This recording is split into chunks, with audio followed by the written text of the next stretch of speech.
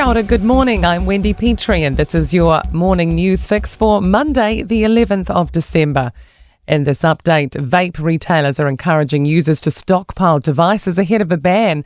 Disposable vapes must have removable batteries, child safety features, generic labels and limited nicotine from next Thursday. As a result, some have been selling devices for as little as $2. One retailer is advertising a range of pre-ban disposables, while another is urging customers to stock up while they can.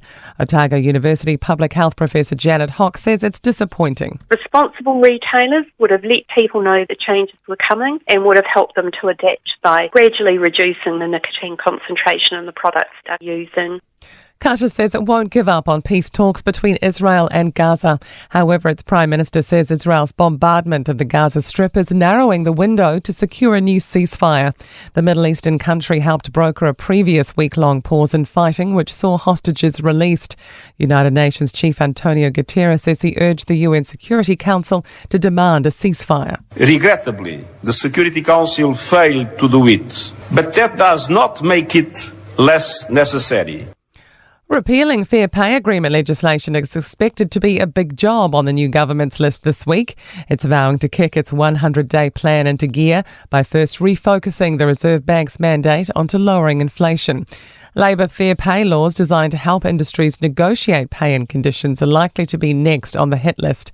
Newstalk ZB political editor Jason Wall says it will be done under urgency, removing the select committee process. There's not going to be a regulatory impact statement either, because the government has done away with those while they get some of these meatier pieces of legislation through the House. So there's not going to be a lot of oversight and a lot of scrutiny. Meanwhile, protesters are expected outside ACT's Auckland headquarters today in support of fair pay agreements.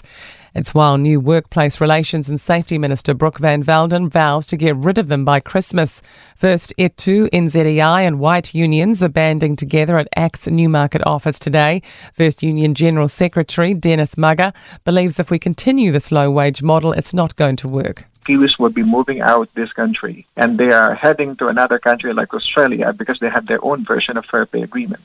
A promise from the new Climate Change Minister. New Zealand's committed to the Paris Agreement of limiting global warming to 1.5 degrees. Simon Watts gave an address at the UN Climate Summit in Dubai. He told the audience the new government is steadfast on reaching net zero emissions by 2050. And in particular in the first 100 days around putting in place the bedrock and the foundations for doubling renewable energy by 2050.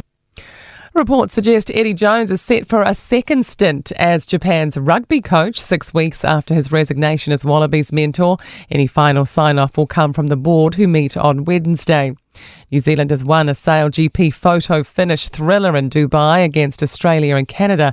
They eventually benefited via a penalty against Canada in the final mark. Snowboarder Zoe Sadowski-Synnott has won the latest FIS Big Air World Cup event in Canada. And partners Paul Cole and Naila Giles have secured his and her victories at the New Zealand Squash Open. I'm Wendy Petrie. That's your latest news fix. We'll be back with the next update at midday from the Newstalk ZB newsroom.